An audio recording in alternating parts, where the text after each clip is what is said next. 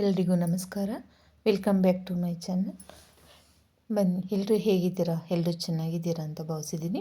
ಬನ್ನಿ, ಇವತ್ತು ಒಂದು ಹೊಸ ರೆಸಿಪಿ ತೋರಿಸ್ತಾ ಇದ್ದೀನಿ. ಅದು ಏನಂದರೆ ಮೆಂತ್ಯ ಸೊಪ್ಪಿನ ಬಾತು. ಮೆಂತ್ಯ ಸೊಪ್ಪು ಆರೋಗ್ಯಕ್ಕೆ ಎಷ್ಟು ಒಳ್ಳೆಯದು ಅಂತ ಎಲ್ಲರೂ ನಿಮ್ಗೆ ಗೊತ್ತೇ ಇದೆ. ಅದರಿಂದ ಒಂದು ಸಿಂಪಲ್ ಆದಂಥ ಒಂದು ಬಾತ್ ಮಾಡೋಣ ಬನ್ನಿ. ಮೊದಲಿಗೆ ಮೆಂತ್ಯ ಸೊಪ್ಪನ್ನ ಚೆನ್ನಾಗಿ ಸೋಸಿ ತೊಳೆದಿಟ್ಕೊಂಡಿದ್ದೀನಿ. ಟೊಮೊಟೊ, ಬಟಾಣಿ, ಈರುಳ್ಳಿ ಮತ್ತು ಅಕ್ಕಿನ ಒಂದು 10 ನಿಮಿಷ ಮುಂಚೆ ನೆನೆಸಿದ್ದೀನಿ. ಮತ್ತು ಇದನ್ನು ಸ್ವಲ್ಪ ಹುರ್ಕೋಬೇಕು. ಇದು ಮಸಾಲೆ ಪದಾರ್ಥ ಎಲ್ಲ ನಾವು ಎಷ್ಟು ಪುದೀನ, ಈರುಳ್ಳಿ, ಟೊಮೊಟೊ, ಒಂದು ಅರ್ಧ ಸ್ಪೂನು ಧನಿಯಾ ಮತ್ತು ಟೊಮೊಟೊ ಎಲ್ಲನೂ ಹಾಕಿ ಮಸಾಲೆ ಚಕ್ಕೆ, ಲವಂಗ, ಮರಾಠಿ ಮೊಗ್ಗು, ಒಂದು ಏಲಕ್ಕಿ, ಸ್ವಲ್ಪ ಸೊಪ್ಪು ಎಲ್ಲನೂ ಹಾಕಿ ಸ್ವಲ್ಪ ಕಾಯಿ ತುರಿ ಹಾಕಿ ಎಣ್ಣೆಯಲ್ಲಿ ಸ್ವಲ್ಪ ಫ್ರೈ ಮಾಡಿ ಆರಿದ ನಂತರ ಅದನ್ನು ರುಬ್ಬಿಟ್ಕೊಳ್ಳಿ.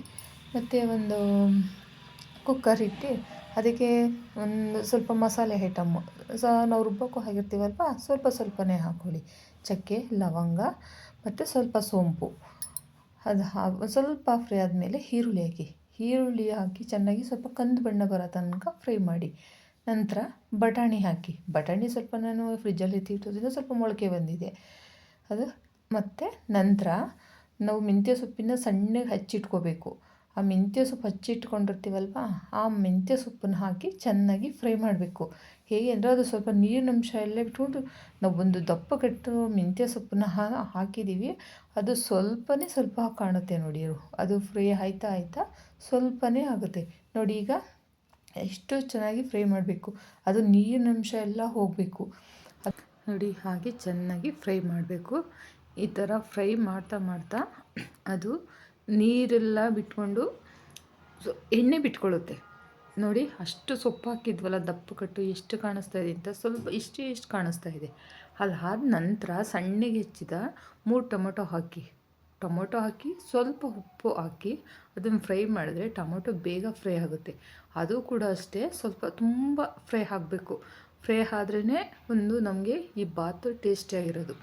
ನಂತರ ರುಬ್ಬಿಟ್ಕೊಂಡಂಥ ಮಿಶ್ರಣ ಹಾಕಿ ನಾವು ಅದನ್ನು ಮಿಕ್ಸ್ ಮಾಡಬೇಕು. ಹಸಿ ವಾಸನೆ ಹೋಗೋ ತನಕ ಇದನ್ನು ಸ್ವಲ್ಪ ಫ್ರೈ ಮಾಡಬೇಕು. ಅದು ಮಸಾಲೆ ಅಲ್ವಾ, ಅದು ಸ್ವಲ್ಪ ಎಲ್ಲ ಹಸಿ ವಾಸನೆ ಹೋಗಲಿ. ಅದನ್ನು ಫ್ರೈ ಮಾಡಿದ ನಂತರ ಮತ್ತು ನೋಡಿ ಹೀಗೆ ಸ್ವಲ್ಪ ಅದು ಕುದಿಬೇಕು. ಅದು ಕುದಿದ ನಂತರ ನೆನೆಸ್ಕೊಂಡಿರೋಂಥ ಅಕ್ಕಿ ಹಾಕಿ ಸ್ವಲ್ಪ ಎಲ್ಲ ಮಿಕ್ಸ್ ಮಾಡಿ ನೋಡಿ. ಹೀಗೆ ಮಿಕ್ಸ್ ಮಾಡಿ ಅದು ಸ್ವಲ್ಪ ನೆಂದಿರುತ್ತಲ್ಲ, ತುಂಬ ಚೆನ್ನಾಗಿ ಉದುದ್ರಾಗ ಅನ್ನ ಆಗುತ್ತೆ.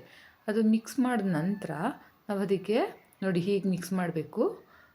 ಮತ್ತು ಅದಕ್ಕೆ ನಾವು ಒಂದು ಪಾತ್ರೆಯಲ್ಲಿ ನೀರು ಕಾಯಿಸಿಟ್ಕೊಂಡಿರ್ತೀವಲ್ವ, ಆ ನೀರನ್ನು ಸೇರಿಸ್ಬೇಕು.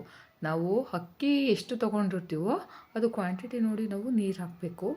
ನಾನು ಇಲ್ಲಿ 2 ಪಾವು ಅಕ್ಕಿ ತೊಗೊಂಡಿರೋದ್ರಿಂದ ನಾನು ಒಂದು ಲೀಟರಷ್ಟು ನೀರು ಹಾಕಿದ್ದೀನಿ. ಹಾಕಿ ರುಚಿಗೆ ತಕ್ಕಷ್ಟು ಉಪ್ಪು ಹಾಕಿ ನಾವು ಒಂದು ಕುಕ್ಕರ್ನಲ್ಲಿಟ್ಟು ಮುಚ್ಚಿ ನಾವು 2 ವಿಷಲ್ ಬರೆಸ್ಬೇಕು.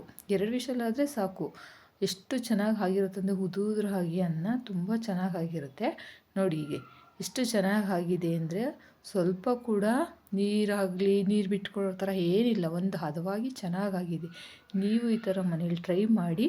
ಹೆಲ್ತಿ ಆ್ಯಂಡ್ ಟೇಸ್ಟಿ ಮೆಂತ್ಯ ಬಾತ್ ಹೇಗಿದೆ ಅಂತ ನನಗೆ ಕಮೆಂಟಲ್ಲಿ ತಿಳಿಸಿ.